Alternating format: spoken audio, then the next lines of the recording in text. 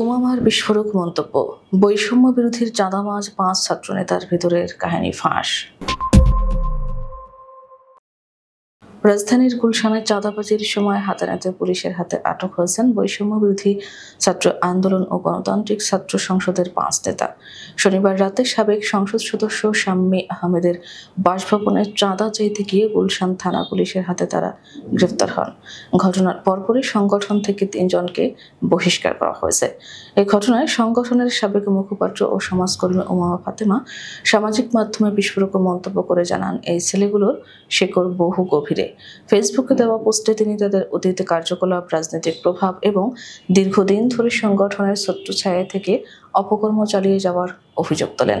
পোস্টে উমামা লেখেন, চাঁদাবাজির ঘটনায় ধরা পড়া ৫ জনের ছবি দেখে কেউ কেউ অবাক হচ্ছেন। তাদের দেখে মনে হচ্ছে সদ্য তারা সত্য উদ্ঘাটন করেছেন, অথচ আমার চোখে এই খবর মোটেও নতুন নয়। তিনি বলেন, এরা সেই ছেলেরা যারা সমন্বয়কদের ছায়া সঙ্গী হিসেবে সচিবালয়, মিছিল, মিটিং সব জায়গায় প্রটোকল দিয়ে বেড়াতো, নেতৃত্বের আশেপাশে সর্বক্ষণ থাকতো। উমামা তার অভিজ্ঞতা তুলে ধরে জানান, এই ছবির রিয়াদ নামের ছেলেটি গত ডিসেম্বরে রূপায়ণ টাওয়ারে আমার সামনে অশালীন ও উচ্ছৃঙ্খল আচরণ করেছিল।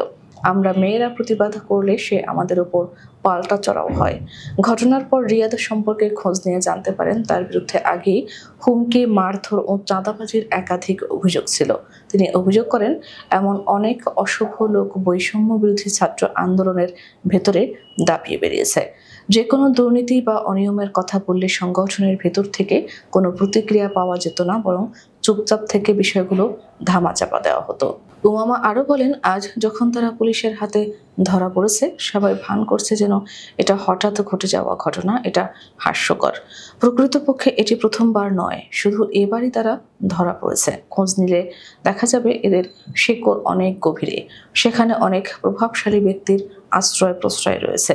এদিকে সংগঠনের বর্তমান কমিটি জানিয়েছে, ধৃতদের মধ্যে ৩ জনকে সংগঠনের গঠনতন্ত্র ও শৃঙ্খলা ভঙ্গের দায়ে স্থায়ীভাবে বহিষ্কার করা হয়েছে। বাকি ২ জনের বিষয়ে তদন্ত চলছে। বিশ্লেষকদের মতে এই ঘটনাটি কেবল ৫ জন ছাত্রনেতার ব্যক্তিগত বিচ্যুতি নয়, বরং এটি একটি বৃহৎ কাঠামোগত দুর্নীতির ইঙ্গিত দেয়। যারা একসময় প্রতিবাদের মুখ হয়ে উঠেছিল, তারাই আজ অপরাধের প্রতীক হয়ে দাঁড়িয়েছে।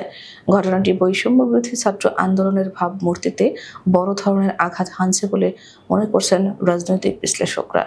একই সঙ্গে তারা আহ্বান জানিয়েছেন ছাত্র রাজনীতির শুদ্ধিকরণ এবং জবাবদিহির ব্যবস্থা নিশ্চিতে এখনই কার্যকর পদক্ষেপ নেওয়া প্রয়োজন।